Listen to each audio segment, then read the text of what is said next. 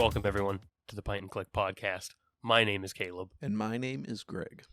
And we're going to talk to you about your favorite video games. So grab a pint of your favorite drink, find a nice comfy chair, and hop on your speeder bike as we dive into this.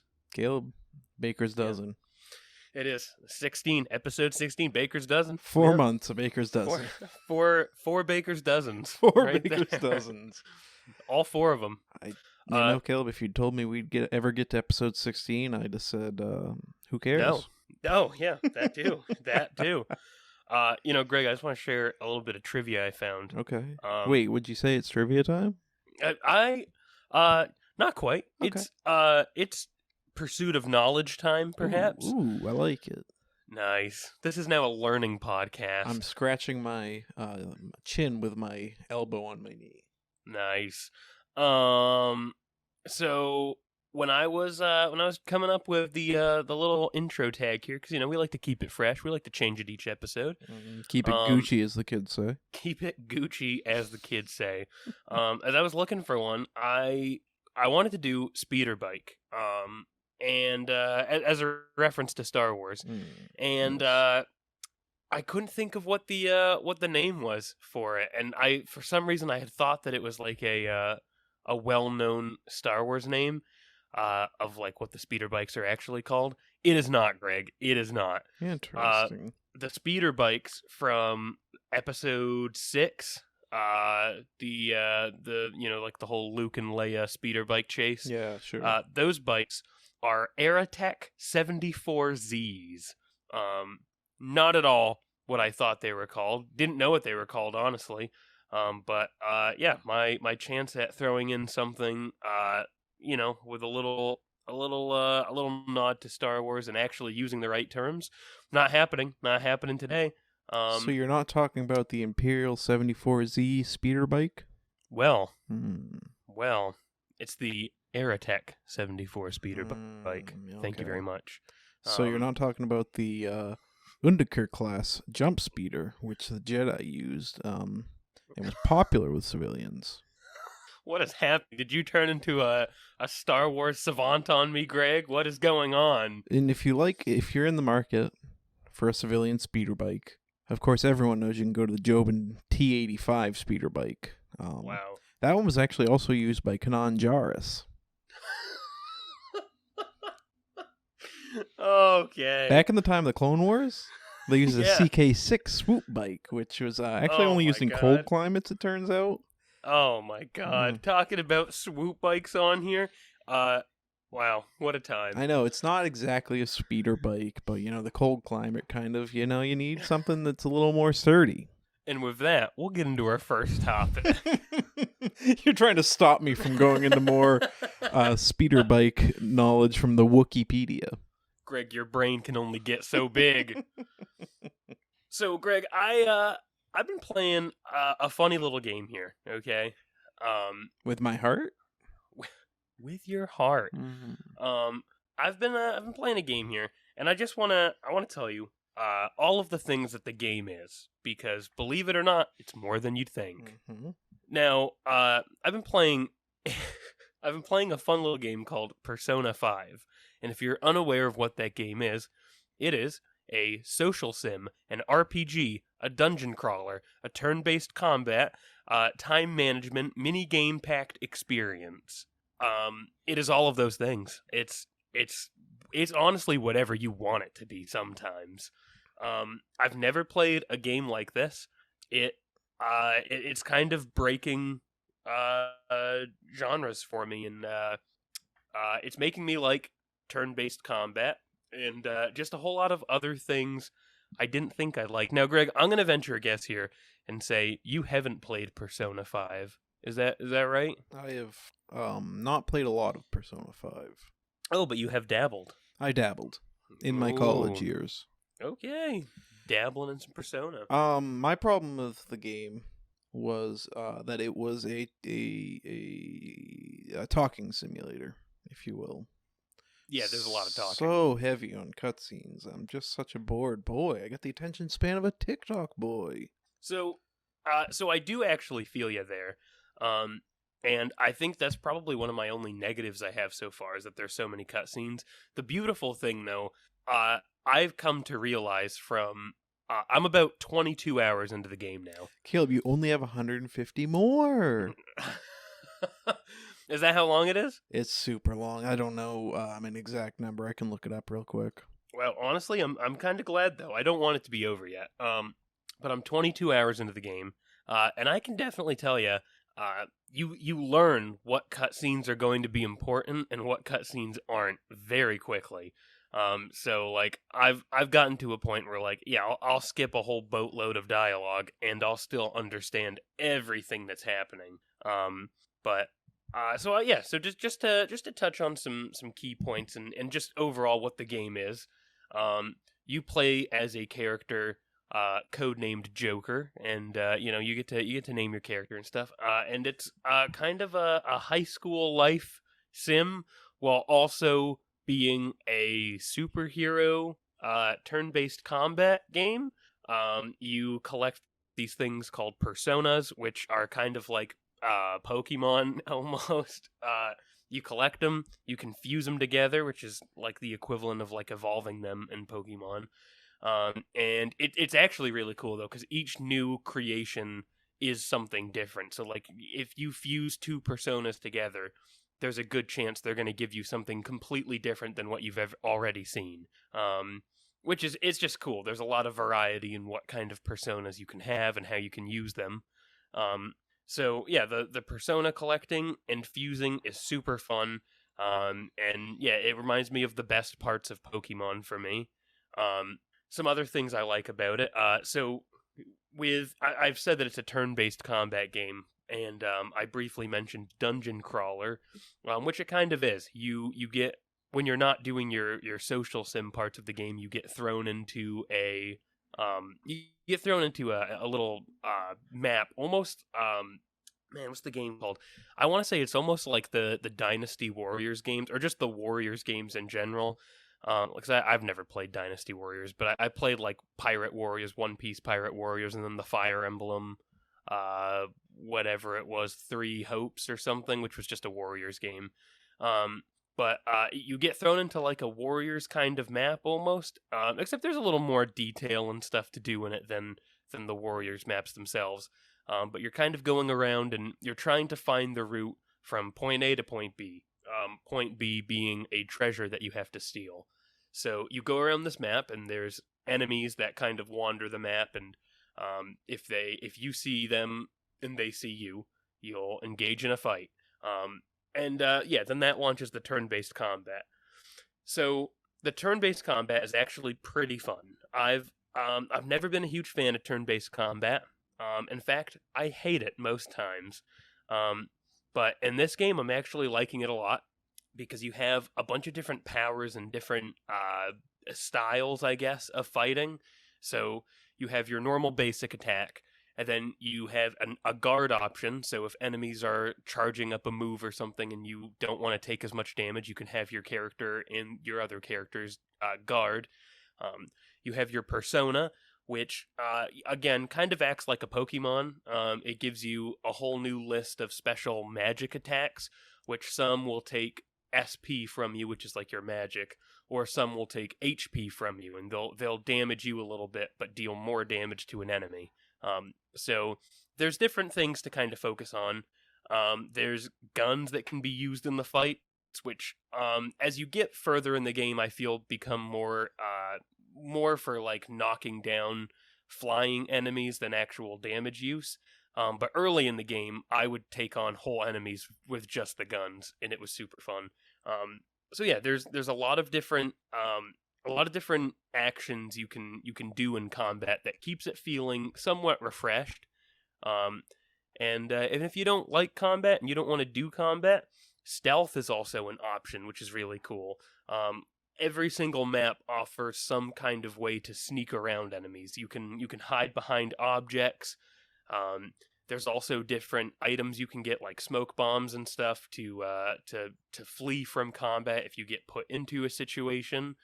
So there's a billion different ways around things if you don't want to actively do those things, such as like combat or even the free time outside of combat, if you're not into social sims or you don't want to deal with the game pretty much being a visual novel at times, you can pretty much bypass a lot of that by just sleeping in your bed and skipping to the next day. But overall, I've definitely enjoyed my time with the game. The game kind of surprised me. It deals with a lot of heavy topics, which makes it feel a little more. I don't want to say a little more real. It hits a little closer to home, I think. Or that's not even the right. That's not even the right words either. I guess what I'm trying to say is it just feels more impactful than a lot of like the modern superhero games we get, where it's all about like mega corporations or things like that. Some of the topics that this game talks about are a little more like common in real life and kind of hit more because of that. So it was cool to see that. And then the last thing I want to mention is there is an anime that was also created for the game, which is pretty cool because you don't see that a lot in games. But there is a Persona 5 anime called Persona 5: The Animation. It's a single season anime, and I've only watched the first episode so far. I just wanted to compare it to see how faithful it is to the game, and it's incredibly accurate. Like they did an amazing job with it. They didn't stray or change much of anything at all. So yeah, overall, pretty good game. I recommend if you want to sink hours into something like that. It's definitely not a casual game. You won't pick it up and play it for an hour here and wait a couple days and play it for an hour there. It's definitely a game you need to sink hours in and really devote yourself to if you want to learn the systems, because there's a billion different systems and a billion different things happening in the game, and unless you actively spend the time to immerse yourself in them, it's a nightmare. Now, is it safe for me to assume that you're playing Persona 5 Royal instead of just the main Persona 5? Yes, yep, I am playing Royal, yep. So, main story, according to howlongtobeat.com, is 101 hours. Wow, yep. If you get into any extra content in that, you're looking at up to 123 hours. And if you want to see everything there is to be seen, it's 143 hours. Wow. So there's a couple hours in that game. It's a beefy game. Beefy. Yeah, the tutorial alone is like over an hour with all of the I mean, I would argue I'm still in the tutorial phase of shit. Like that's what they say about that game. Yeah, I've done 2 of like the big main castles, I guess you could call, or palaces is what they're called. I've done 2 of the main palaces so far, and like, yeah, the game is still introducing new mechanics to me, and it's pretty mind blowing. But I've never played anything like it, so it's definitely keeping my attention, and I'm definitely enjoying my time with it. I don't think I'm gonna stop anytime soon, so hopefully I'll enjoy it more. But yeah, I've put in 22 hours into it, and I'm starting to feel perhaps a tiny bit of fatigue from it. I might have to like switch it up pretty soon and play some Battlefield or something next, just to play something completely different. But I don't think it's a game I want to drop completely. I think maybe a refreshing game and then going right back to it. So the thing I knew about the Persona games before I knew anything else about them was just how long they are. So I feel like really? That's always been a gate to entry for me, of being like, I just don't think I'm going to sink the hours needed to beat this game. So I think that's why I've never really been able to get past the kind of opening of these games. Or Persona 5. I haven't tried the older ones. I'm not going to act like I've tried any other Persona games. Yeah, I think if you can get past like how long it is and just dive into it anyways, I definitely think it's worth it. But yeah, I can definitely see the barrier, and like that's one of the things I had in my notes here actually, is that it's definitely not a game for everyone, even if you can push past everything. There's some things about the game that are so either wild or just hard to get into. Like some of the creatures you fight, some of the personas that you have to fight and that you take on and stuff are the most ridiculous looking things. And within my first hour or so of playing, fighting the enemies that you fight immediately pulled me out of the experience because they're just so ridiculous looking sometimes. But I decided to stick with it, and yeah, I'm glad I have. 22 hours later, I'm having a pretty good time. Now, you mentioned the Dynasty Warrior games, and Persona 5 actually has its own game made by the people that make Dynasty Warriors. I don't know if you were aware of that. Is that does that happen to be Strikers? Yeah. Okay, yes. I remember getting Strikers from free or for free. I mean, on PSN, or PS Plus. I haven't played it yet. I'm gonna beat this game first, and then I might try to give that a shot. But that's 100 or so hours later. Yeah, So no kidding. we'll see. The other one that's interesting that you bring this game up now is over the weekend, I'm pretty sure, at the Xbox Game Showcase, I believe, they had Persona 5 Tactics they announced. Which is going to really? be like, it's going to be, I guess, the same characters or whatnot from Persona 5, but it's going to be more of like a Fire Emblem style tactical turn-based RPG. That's interesting. Yeah, the game definitely is very Fire Emblem. Interesting. At least the social sim parts are, right. To me at least. Yeah. Yeah, the same thing with having a huge cast of characters that you kind of get to know one by one, and the game encourages you to spend time with characters outside of missions and stuff, and I don't know, that stuff very much feels Three Houses to me. Yeah, so it'll be interesting to see when that game comes out, if it's or what it's like, I guess. Yeah. Absolutely. So Greg, what do you got for us today? So, as I mentioned, the Xbox Showcase took place this weekend. That was part of the bigger Summer Games Fest, which is kind of like Geoff Keighley's digital replacement for what would normally be E3, now that E3 is gone. And with that event came a bunch of confirmed release dates, some game reveals, and a lot of developer presentations. I didn't follow all of it very closely. There was a bunch of events, but I wanted to discuss my takeaways from the events, just from kind of looking at coverage of those events. So Thursday, I was able to watch the opening official Summer Games Fest stream that was hosted by Geoff Keighley, and it was one of his big presentations. And even though I watched it live, there weren't many things that I saw that were like, oh yeah, I'm going to play that one. It kind of felt underwhelming for me personally in the kind of games I like to play. Yep. They had some information on Mortal Kombat 1. October 30th got announced as a release date for Spider-Man 2. And the big ending was some footage of Final Fantasy VII Rebirth, which is the next part from the remake of Final Fantasy VII.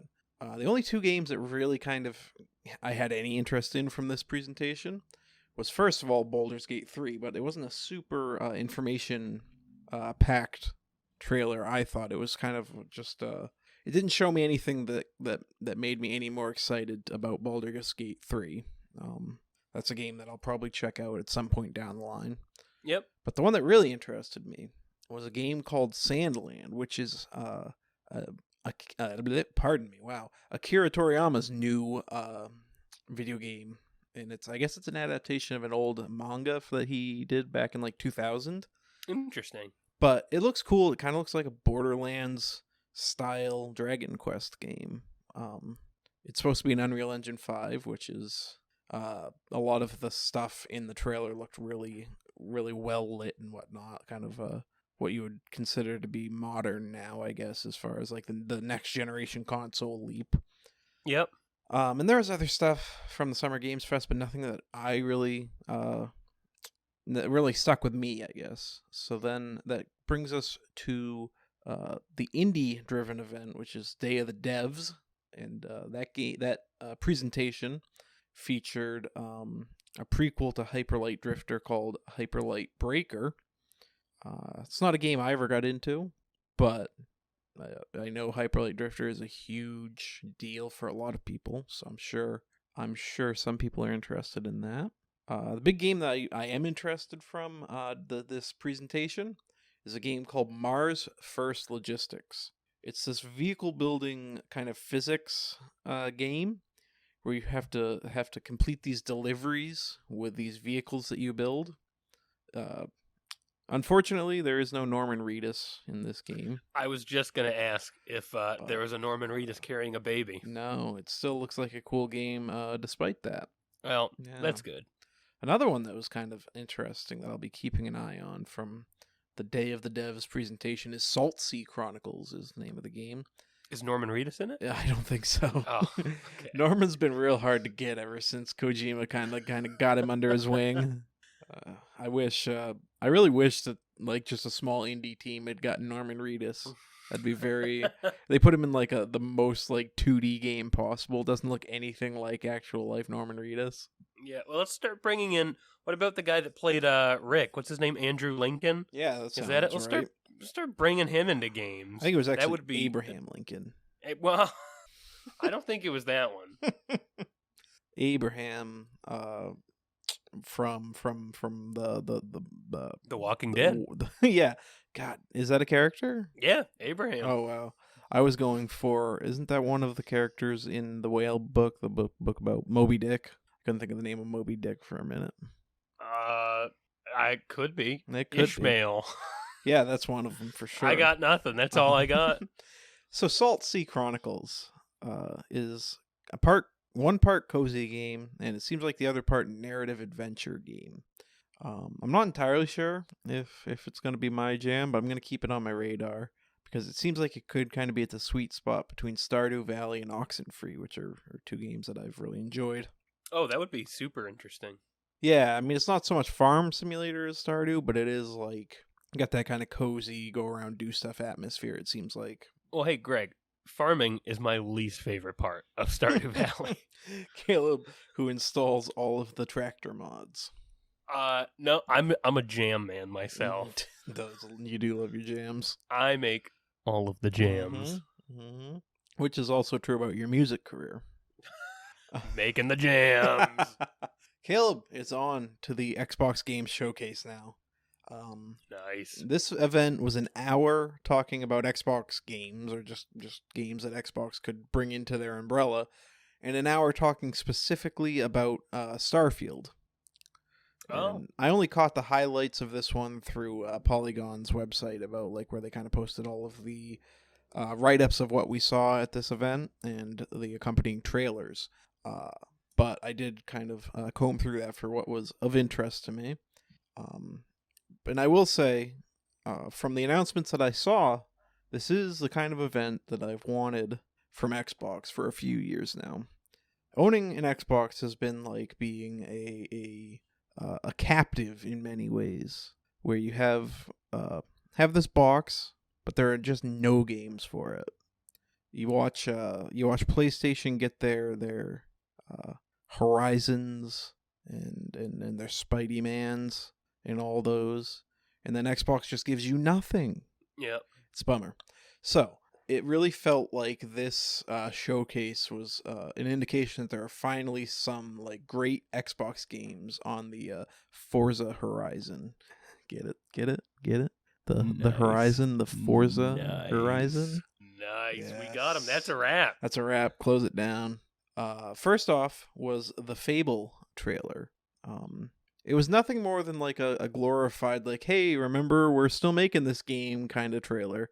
But it still looked like they were kind of positioning to take the Fable series in a kind of interesting new direction. I'll be keeping an eye for when that one comes out. Obsidian showed off some gameplay from Avowed, and I didn't need to be more excited about that game, but I am. I have really high hopes for Avowed, like Skyrim level hopes. That's awesome. And it's probably not good because it's a lot of room for disappointment there. I'll have to check that out. That's the one game I haven't seen anything about yet. I didn't watch any of these events. Yeah, I mean, this is they mentioned Avowed in like 2020, and this is the first time we're really seeing anything of note since then. Yeah, I think it's supposed to come out next year, which is exciting. So, Another game that I'm really excited about is the new Like a Dragon game, which is going to be called Infinite Wealth, I guess. Yes, I did hear about that. They showed off my man Ichiban waking up naked on a beach. So, you know I'm already sold. Yeah. Nice. Starfield, they talked about it. Showed him waking up naked on a beach. And showed Starfield too. Showed the titular character Starfield. No, it's coming out September 6th. I closed the gameplay trailer about halfway through because I just don't need to be sold on Starfield anymore. There's a certain part of me that just wants to have September 6th roll around, I'll launch it on Game Pass, and just experience day one Bethesda in all its glory, baby. Now, I just want to mention real quickly, I am excited for Starfield. I think that's going to be super cool. I will most definitely be playing it. The one thing that I did see, and I haven't seen this most recent trailer. I saw a clip of something Starfield related. Could have been from this most recent trailer. Could have been from old one. I don't really know. But it didn't seem like, at least in the clip that I saw, it didn't seem like Bethesda's gotten any better with their facial animations, and it seemed weirdly rigged to me. Yeah. Who knows? I like I said, I'm like hands off on like new stuff about Starfield. September 6th will roll around, I will launch that game, and I will just see what's up. Yep. I mean, realistically, I'm like, a trailer's not gonna talk me into it more or talk me out of it. So I mean, I don't have much sense of being like, oh well, you know what, I need to watch all these. Nope, just let the day roll around. I'm gonna experience a good old fashioned blind jump into a game. Yeah. So last thing I want to talk about from the Xbox showcase was they announced or revealed rather, like gameplay and whatnot from the Phantom Liberty DLC for Cyberpunk 2077. Yeah. Be honest, I'm just not sure how CD Projekt can get me back interested in a Cyberpunk. I'll tell you how they can get me in. They can't. They can't. I don't think they can. No. I have no interest in this DLC. I'm not entirely sure I have any interest in a sequel. And the fact that this DLC is coming at $30 after what they delivered for the main game kind of seems a little insulting, if I'm being honest. So, yeah, they might be able to get me back with a sequel, but they got to change a lot of things. Like, I don't know, I'm not even a fan of, not, like, aside from all the bugs and stuff, like, having the intro as long as they made it before you can just free roam and do whatever kills all my ambitions of doing like multiple playthroughs and stuff, which is funny because they give you the 3 different backgrounds that supposedly offer you different things.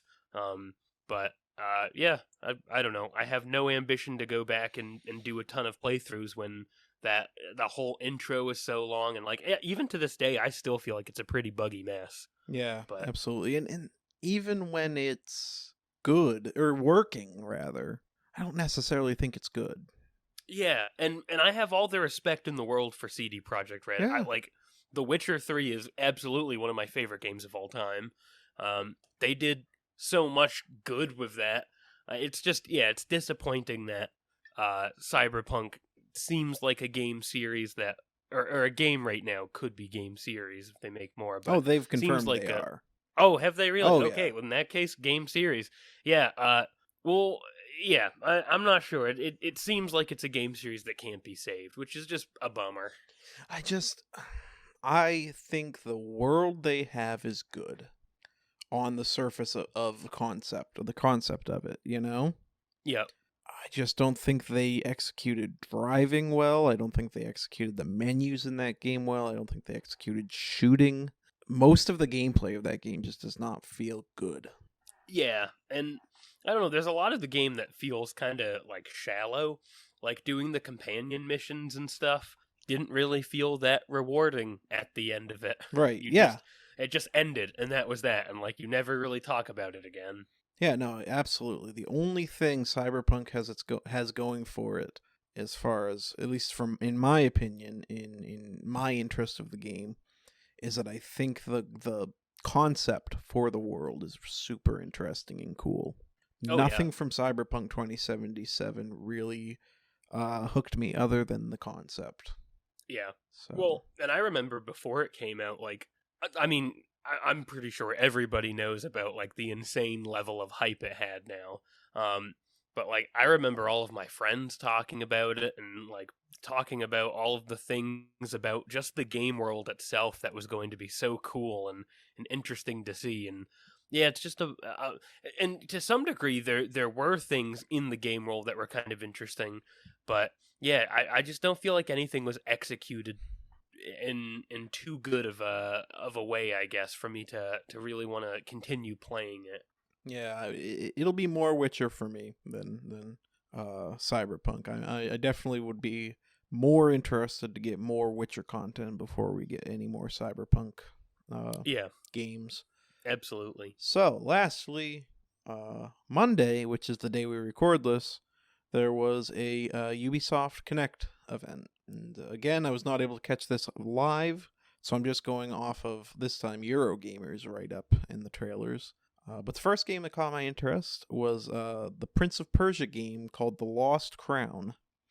It kind of seems like it's going to be a side-scrolling, almost throwback in a way. It seems like instead of going for a huge AAA third person or probably third person for that kind of game, open world, whatever, Prince of Persia game, it seems like they're really sticking to a side-scrolly type of game. It's almost more comparable to Hollow Knight or Ori and the Will of the Wisps. And that wasn't what I expected out of Ubisoft, but I don't know. I mean, I really, really loved the Ori games, so this one has my eye until we know more. Yep. They're still claiming they're going to release Skull and Bones at some point, and I'm still pretty sure that it's not going to be any good. Yeah, yeah. I think the moment that they put it out that the ship boarding was going to be a cutscene, I think that killed most people's hopes for the game. Mm-hmm. Yep. I talked trash on the Crew Motorfest last week, and I'm here today to continue to do so. I don't know who told them to make Forza Horizon 2 years too late, but they seem to have done a passable job. But the thing is, I really can't wait to see how they overpromise and underdeliver on this iteration of the Crew. Nice. Yeah, that was I'm working on my roast comedy style there. Just slandering them. Mm-hmm. Assassin's Creed Nexus is going to be in VR. Interesting. A VR Assassin's Creed? Seems to make sense, with like Animus and Abstergo and all that kind of storyline from the games. Yeah, that sounds bitchin'. Thing is, I'm going to need a VR sponsor on the pod if I'm ever going to play this, because I'm just not a guy that'll ever buy a VR headset for myself. You heard it here first, folks. Get on that. Chop to it, Yep. Meta Quest. Mark. Mr. Zuck. Mr. Mark. Marky Mark and the Zucky Bunch. Sorry. Ugh. Nice. Also in Assassin's Creed news, Assassin's Creed Mirage had both a story and a gameplay trailer. Yes. The gameplay trailer really leaned into being old school Assassin's Creed with the parkour and like the environmental like interactions or knocking stuff down or whatever you want to call it. Yeah, I'm actually very excited for this game. Yeah. It made me feel the same way that all of the like older parkour based Assassin's Creed games made me feel, which is like not good. Well, it looks super cool, but am I ever gonna like those parkour controls? Hopefully, they've made it either better or just made it somehow so I'm able to finally wrap my head around them. Yeah.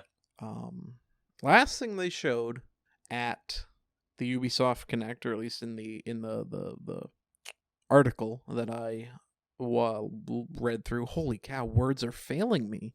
The last thing they showed at the Ubisoft showcase was Star Wars Outlaws. Caleb, will you tell me a little more about that? I will. So did you watch that trailer?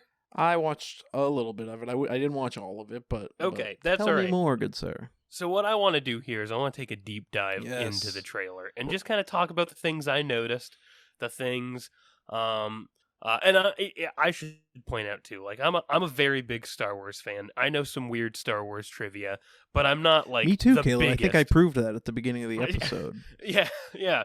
But yeah, I'm not the biggest Star Wars fan, so there's definitely things in the trailer that like I'm missing and just either didn't see or saw and didn't completely like understand or whatever. So I just want to preface this with that. But also before we dive into this, I got two things I want to mention real quick. One, you interested me in the Akira Toriyama game. Yeah, So me I just too. looked up I just looked up a picture of that, and man, he just has such a unique style. Mhm. Like immediately looking at it, it's just Dragon Ball Z to me. It is 100% Dragon Ball. I see the And same thing, but with Dragon's Quest. yep, Dragon's Quest. Yeah, But like, absolutely. I pluralized Dragon's Quest. It's You Dragon did. Quest. You did. All I wasn't right. gonna correct you. But it's interesting too because I feel like it's so unique and like individualize his style without being just like the same rehashing of all the characters. You know, like it's unique and also like he just does. I don't know what I'm trying to like the word I'm looking for exactly, but everything kind of looks so him without looking like it's all carbon copies of the same thing. Yeah, 100% It's very agree. cool. Yeah.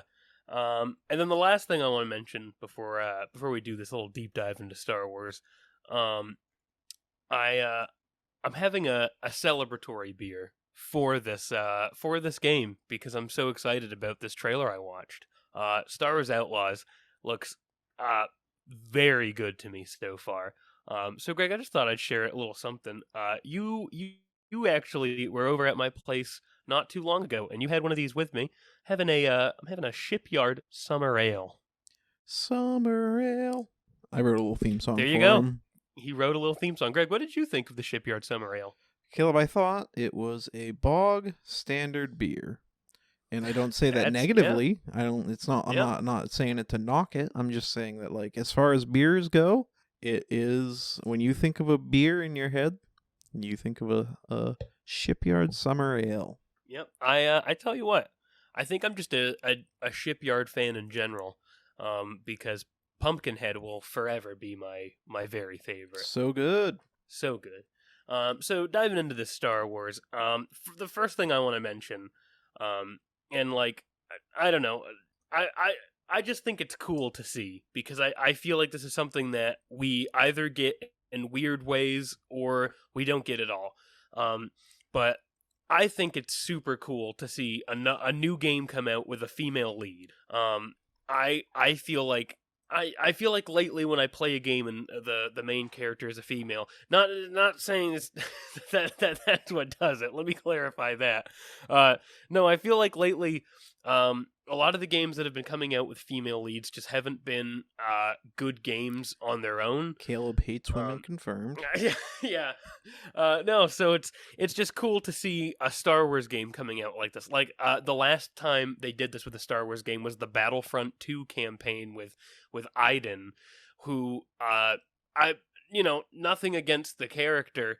I just didn't think that campaign was super enjoyable. It was cool in my first playthrough. I thought it was really neat. But like I don't know, at the end of it, I kind of looked back and thought, well, yeah, that was a campaign, that was a story. So I think it's pretty cool to see that we have a new lead like this, and especially in such a massive game. From the looks of it, we right off the bat in the trailer, we're hit with some stealth gameplay, sneaking up behind a guard and taking him out. That looked awesome. The animation looked great, and just the fact that that's something they're including in this game already raises my hopes for it. Then a little bit later, you see two stormtroopers kind of confronting our main character here, who I did not write the name down of. But you see two stormtroopers confronting the main character. And then, I don't know if you saw this too, Greg. There was almost like a Western-style draw that the character did. Like a quick draw on those two stormtroopers and just blasted the bejesus out of them. So what you're saying is Arthur Morgan in Red Dead Redemption or in Star Wars confirmed. Well, it's funny you say that because I have two things in here, or a few things actually, that kind of make me feel like this is going to be a Star Wars Red Dead Redemption, and I'm kind of all for that. But yeah, in a way, that's kind of what I'm saying. It looked really cool, and very much reminded me of how Rockstar handled the draw in Red Dead. So then this is a small detail I saw, but I just wanted to point out. It looked like at the very beginning of the game, there's like a ship off to the side, and it kind of looked like an A-wing, which I thought was pretty cool. I could be wrong about that. Might not at all be an A-wing. It looked like it to me. And I just wanted to point that out because it is a underused ship in the Star Wars series. You know, we all know how underused the A-wing is. Well, there's a lot of use of it in video games, but like none in specifically like story driven stuff. So even just kind of seeing one is cool. It's like when the Mandalorian lost his Razor Crest and instead got that Naboo starfighter. It's just a cool ship. I'm much more of a fan of the R-22 Spearhead. Greg's back on Wikipedia. Yeah, so I want to point that out. The little rope swinging, like little grapple that happened, that kind of reminded me of the Uncharted games, or specifically the fourth Uncharted. That looked pretty cool. And then going back to bikes, there, I was actually going to comment that the bike that we see the main character ride, very much reminded me of a swoop bike. Let me tell you a thing about swoop bikes, Caleb. Please do. You know the thing about swoop bikes is they do great in cold weather. They do. They do. That's good. So good in cold weather. If you want, I can take you on a tour. I got 7 swoop bikes out back. I'm looking to get rid of one. I'd like to upgrade to an R-22 swoop fighter. So if you got any interest in a swoop bike, I am your guy. Yeah, that's good. Well, you know, Greg, I have an Aerotech 74Z that I would absolutely trade for a swoop bike. So we'll talk about that after the cast. Yeah, let's not get bogged down in details now. So that looked pretty cool. I'm a big fan of seeing just Star Wars like land vehicles like that getting used. Because I just feel like that's something we don't get in any real Star Wars game. And they had the potential to give us something cool with Cal Kestis in the new Jedi Survivor, and they gave us little rodents that you climb on. Those little bird rodents, the vermin. They're fine. They're whatever. Would have been cool to see like a vehicle, but hey, I got no real complaints about the game. I loved it. Anyways, the last thing that I wanted to point out I lied. It's not the last thing about Red Dead. There will be another. But did you see the Deadeye thing that happened? No, I did not. So, like, obviously you're aware about what Deadeye is. For anybody that's listening that doesn't know, Deadeye is an ability in Red Dead Redemption that slows down time so you can aim better, and kind of like pick your shots, as well as target specific things.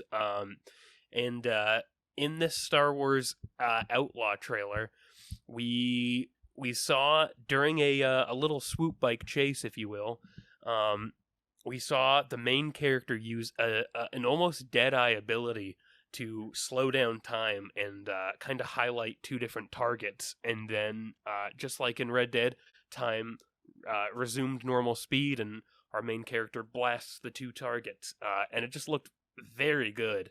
And that's cool to see. Another thing I noticed, which the trailer, you know, it wasn't a trailer that necessarily was going over gameplay features as much as just kind of, you know, showing us gameplay itself. Just showing it off a little bit. Yeah, but something I noticed was after the main character finished a quest, we saw a little reputation system pop up, saying that a specific faction now dislikes the main character. This game is just Red Dead Redemption 2. It is a little bit. Red Dead 2 didn't even have a faction system. No factions, but it did have a pretty lazy reputation system. Yeah, the honor system, yeah. But the reputation system in this looks kind of interesting. It reminds me. This actually reminds me more of like the Fallout reputation system, and I'm excited to explore that more. We saw that there will be choices that we'll get to make with the scene where the main character is sitting down across from an Imperial, and you have the choice to offer a bribe or not, which was kind of neat. So, while we're not necessarily sure if it's going to be tons of dialogue options or anything, we at least do get to see that there will be some kind of choices you can make. And then upon not offering a bribe and leaving the place, we saw the main character get a wanted level, which Rockstar's gonna sue. yeah, very reminiscent of Grand Theft Auto and Red Dead still. But the wanted system, that looks pretty cool. If that battle in the sky that we later see with TIE fighters, if that happened due to the wanted system, then I think that's going to be a very fun thing to play around with. And speaking of that ship battle, I thought the ship combat overall looked really smooth. And as somebody that sucks at all kinds of ship combat, same here. It actually it looked, well, I haven't seen the controls necessarily, but watching how this battle happened in such a smooth manner kind of gives me hope that I might be able to handle this. Yeah, interesting. And then at the very end, we're kind of shown this brief little like slideshow of the main character visiting a bunch of different planets. And it's hard because there's a billion different planets in Star Wars that look like a billion different other planets in Star Wars. But one did stick out to me. It did look like you were eventually going to get to go to Tatooine. Which we know a guy cool. from there.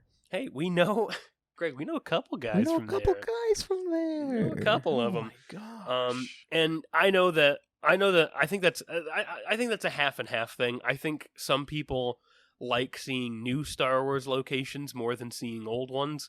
But I don't know. I'm kind of a sucker for old locations and things that I've seen before in Star Wars. So I think it's going to be cool if we are going to get to go to Tatooine. And whatever other planets we'll get to venture to, I think those will be cool too. Whether they're new or they're old. I will say, Dantooine is a severely underused planet.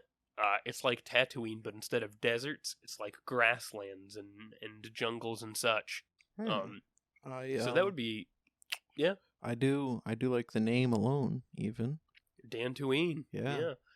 So that'd be cool to see. I'm hoping that we get to see either completely new planets or planets we know. Like, I'm fine with Tatooine. And I'd even love to go back to like Coruscant or something. But yeah, parts of me hope that we get to see some planets that either just didn't get enough attention or we didn't get to see at all. But like the names have floated around. I mean, I think it would even be cool to see, and like, this is obviously, I can almost guarantee this won't happen in the game because that's the whole point of the planet existing where it did and why Yoda was on it. But I still think it would be cool to see something that explores Dagobah a little more, which is that planet where Yoda trained Luke, because it just seems like a spooky little swamp planet, and if there's one thing I think the Jedi would be cool to see, and it's some spooky little swamps. Yeah, if it were up to me, they'd host a couple of locations on this game. Would be like Karlak, maybe Okay. Begamore, or maybe one of the ones that you might want to hit.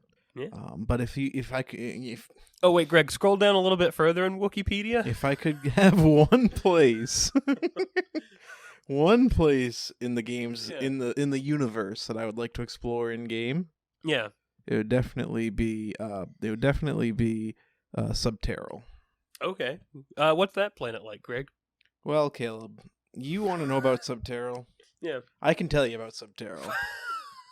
Are you waiting for the link to load?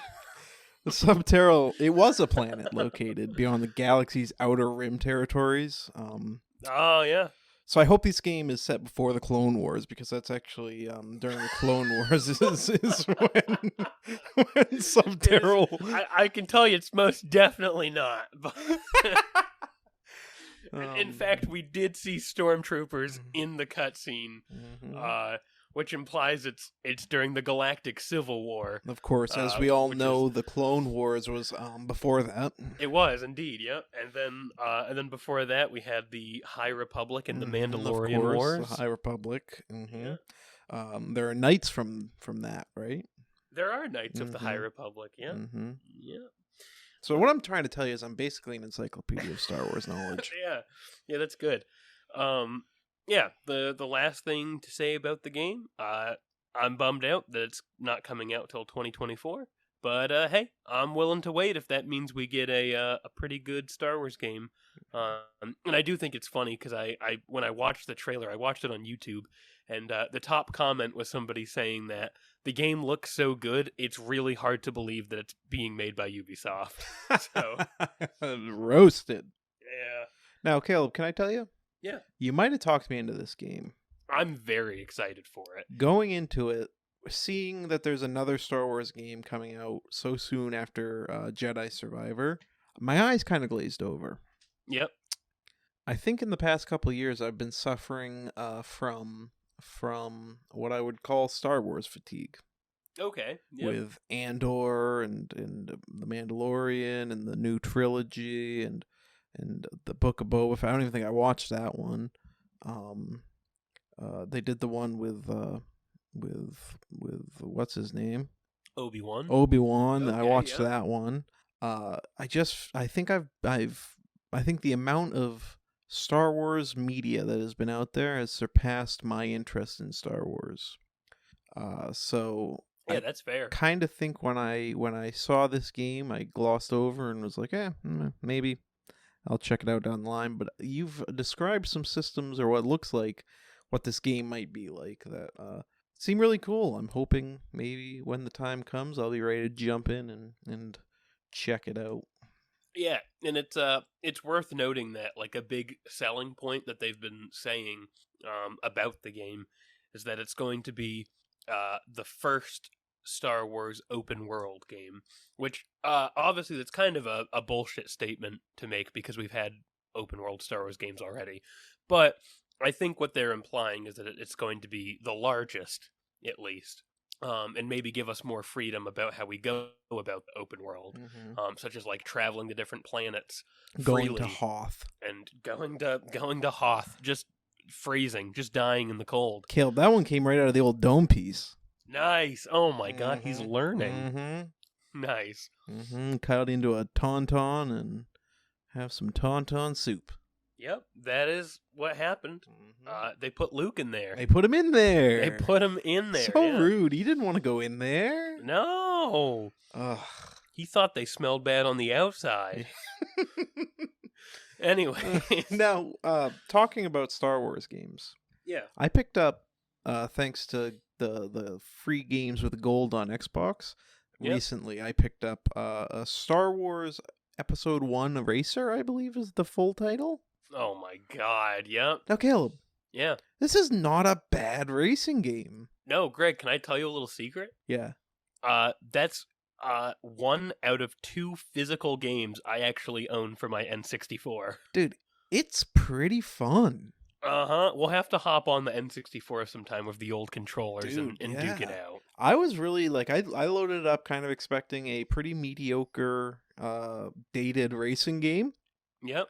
Graphics, okay. Yeah, they're decent. But the controls, fun. Downright fun. They're pretty tight. Like, not too realistic, but also not so arcadey that it's bad. Yep. I really think they had a nice balance. I probably played 45 minutes of that game in one sitting and really enjoyed it. Yeah. So it's a decent game. Yeah. Now, if you do want a Star Wars racer where the controls are so arcadey that it's bad, I also own Star Wars Super Bombad Racing on the GameCube. Now, Caleb, I don't want that. Now, let me tell you, it is a treasure. I think you've described it as the opposite. It's a miserable game. It'll make you lose your will to live, and that's why it's so good. It's so bad it's good, you might say? It's so bad. It's so good it's bad. It's so bad it's got to be good. Mysterious Girl Misunderstood. Sorry, that was my Red Hot Chili Peppers reference of the day. Nice. We're throwing them out there. Yep. Anthony Kiedis thought they smelled bad on the outside. Nice. Nice. Nice.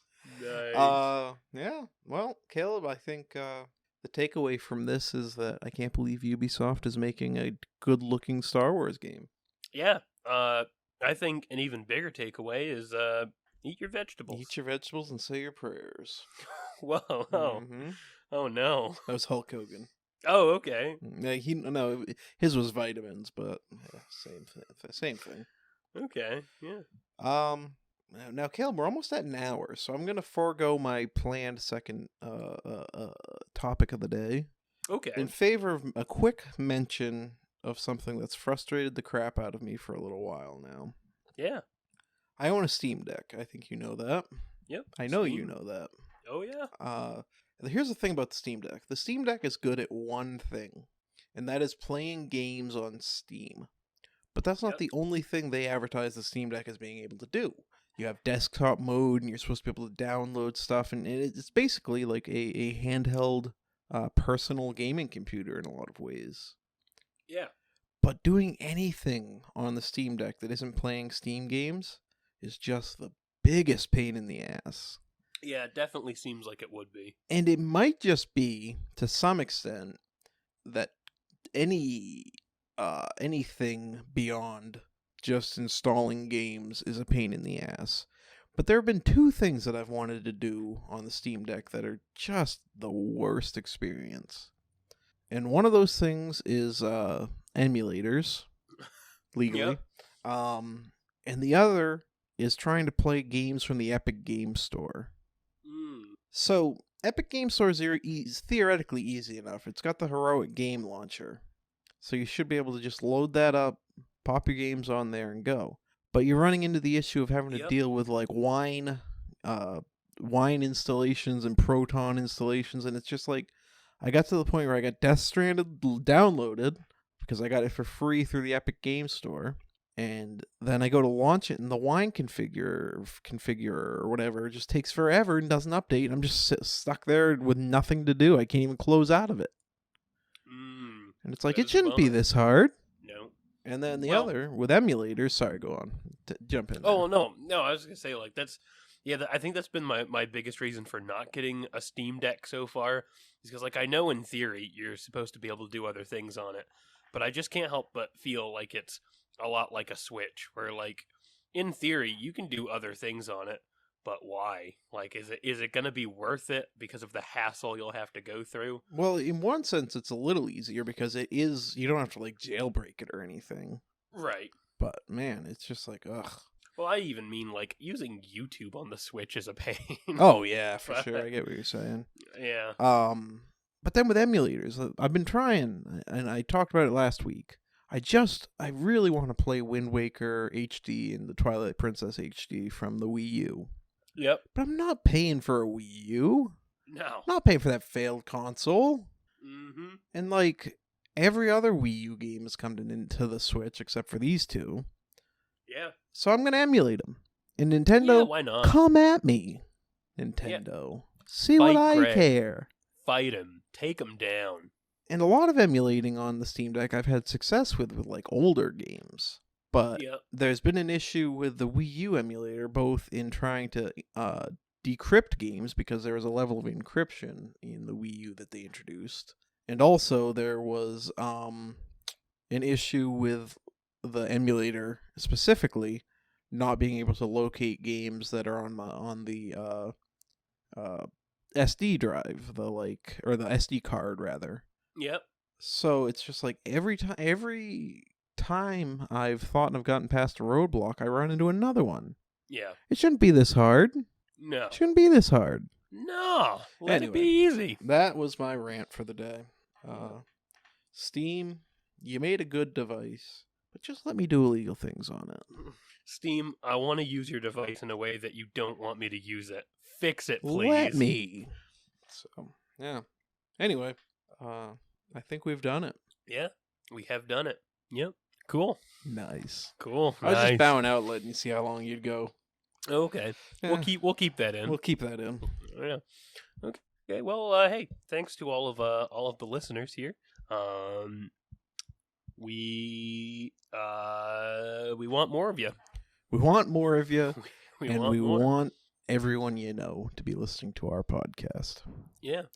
So if you know someone who doesn't listen, which at this point can't be many people. No. 4 months in. Yeah, the president has confirmed he does listen. Mm-hmm. Joseph Robinette. Yep. Mm-hmm. But if there is someone that you find out doesn't know about the Point and Click podcast, let them know.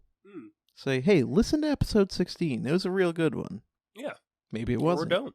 Yeah, I was going to say, or don't. Don't tell them about us at all. Don't tell them. Maybe we're bad, and you know that, and you're protecting them. Mm-hmm. In that case, keep doing your job.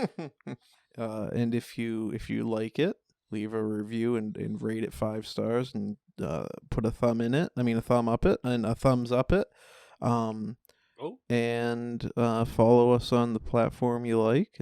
And Caleb, you should really be doing the call to action. I messed it up. I said about putting thumbs places. Don't worry, I got this last part. Thank you. Please send all of your hate mail to the Rainforest Cafe. Mm-hmm. It doesn't matter which location. We're part of all of them. Wait, Caleb, I'm sorry, but I just had a great idea. Oh, okay. Rainforest Cafe is dying out, right? Okay. Well, they're closing. Yeah. Are we going to tour America and go to each one? No, that's already been done. Okay. I My thought that's where idea you're going with it. Is I think I'm going to pitch. I'm going to pitch to someone who needs to buy the Rainforest Cafe. Okay. The Rock. Dwayne Johnson, The Rock. Okay. And then he can rebrand it to the Dwayne Dwayne Forest Cafe. Oh my God, that's even better. Mm-hmm. Even better. Mm-hmm. Oh man. The Dwayne Forest Cafe. Dwayne. Nice. Mm-hmm. Nice. Or they could perhaps have a. Perhaps they could do some classic literature and have the Twain Forest Cafe. Oh wow. Yeah. Caleb, you've done it. Coming out of nowhere, just throwing it out there. Done it. Now, Caleb, as is customary on the Point and Click podcast, Yep. I'd like to end the episode with a joke. Yeah. So first off, everyone, thank you for listening. Yep. Please enjoy this joke. Okay. What did the drowning man say in the tub? What did he say? Dwayne the tub, I'm drowning. Anyways. Goodbye, everyone. Join us next week for Doobie Friday, where we roll 'em, you smoke 'em. I already said goodbye. Oh, I'm sorry. Goodbye.